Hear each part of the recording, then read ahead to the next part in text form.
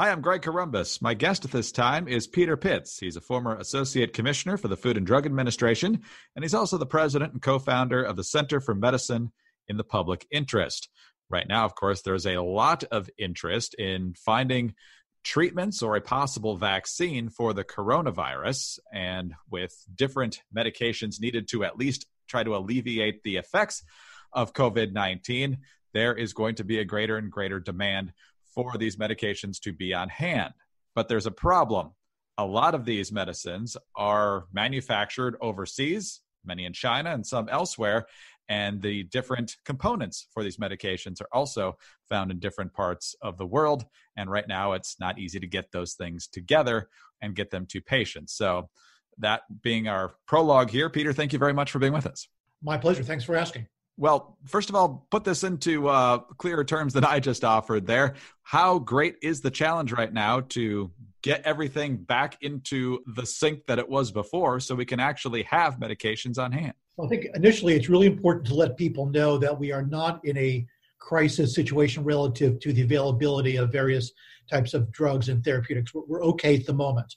The issue is, should we have greater control over our supply chain by having more of the manufacturing done here in the U.S. by American? And I'm all for buying American as often as possible, but the global ecosystem that creates pharmaceuticals works very well, and it keeps costs down. And the pharmaceutical manufacturing that happens in the U.S. right now is at full capacity. So it's not as though we have idle factories waiting to be ramped up to help us produce medicines domestically. What we've got to start doing is planning ahead. If we learn nothing else from COVID, is that we need to look ahead rather than fighting the last war, fight the next war. And one valuable tool is to make sure that we control a significant amount of our own needs domestically, just like we want to be energy independent. Similarly, we might want to consider a strategy that makes us pharmaceutical independent, but recognizing that the world supply chain plays an incredibly important role. You can't replace it entirely with domestic manufacturing, but you can begin to spread it out a little bit more broadly across the world. But in your response there, Peter, you kind of highlighted the tension here, because you mentioned by having all these different parts of the process in different parts of the world, it makes it cheaper to produce. And I assume those cheaper costs, even though it doesn't feel like it a lot of the time, get passed on to consumers. So it sounds like if, in fact, more and more of this were to be done domestically, the cost of doing so would go up, which means the price of the drugs goes up. And so we're at a tension between availability and price. Is that correct? Yes, and that's why you want less expensive generic drugs to be manufactured to an FDA-approved high standard overseas, because they are lower cost products, and have higher cost products, biologics and new on-patent drugs manufactured in Europe and the US, where you can work that manufacturing cost into the overall cost of the product more appropriately. So let's get down to how to actually make your vision happen here. If we want to do as much as possible domestically, what actually needs to happen? Is this a function of government? Is it a function of the companies just deciding to move more of their operations back here at home? What has to happen? Well, not surprisingly, a large part of the solution, in my opinion, is getting the government out of the way entirely. One of the reasons that we manufacture generic drugs overseas is because the government artificially keeps the reimbursement process down. So companies can't make a fair profit on generic drugs, so therefore they have to find the least expensive ways to manufacture them. If the government let go and allowed companies to make a fair profit, not a huge profit, not an unfair profit, but a fair profit, a market-based product, then we would begin to see manufacturing shift to more available Western resources. So part of the answer initially is get the government out of the way. And the second part is make manufacturing those products domestically economically viable.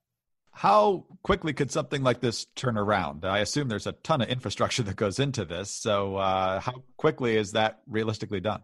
Well, let's say that you snapped your fingers and made all the legislation available to have manufacturers make a fair profit by manufacturing their drugs in the U.S. Let's say that was just done, magically.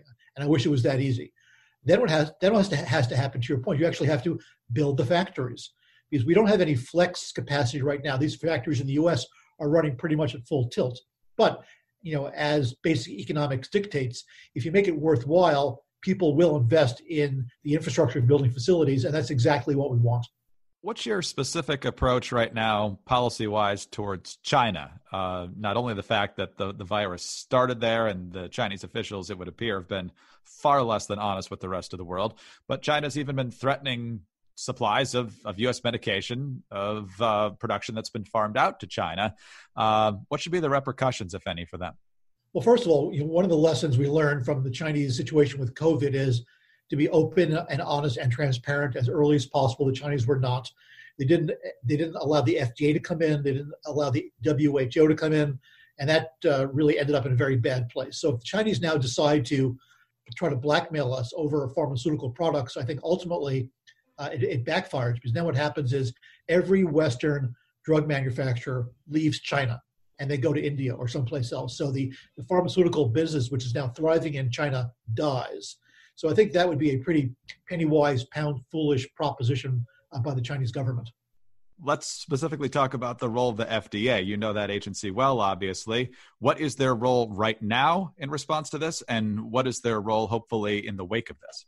Well, right now, the role of the FDA is to expedite and facilitate drug trials, both for vaccines, which would be a cure, preventative, as well as for therapeutics and repurposing products that are already on the market for use in COVID patients. For example, there's a drug called chloroquine, which is used for malaria and lupus and rheumatoid arthritis. It's been around for a very long time. It's very safe. And the FDA has just begun to allow human trials to determine what type of impact it would have on COVID. Anecdotally, it can reduce the symptoms and shorten the duration of the disease. And if that's true, that's wonderful. Right now, all we've got are anecdotes. But the plural of anecdote isn't data. And what you really need is hard scientific data to confirm that these products work for COVID. And I think we'll have a pretty solid answer on chloroquine as well as a couple of other products within 10 days, 2 weeks, at which point doctors can really start, strategically prescribing it to patients. That soon. That's fantastic, especially if it actually works. So a lot to keep our eyes on here, both present and future. Peter, I know you're a very busy man. Thank you very much for your time today. We truly appreciate it. Greg, always a pleasure. Thanks a lot. Peter Pitts is a former associate commissioner for the Food and Drug Administration. He's the president and co-founder of the Center for Medicine in the Public Interest. I'm Greg Corombos reporting for Radio America.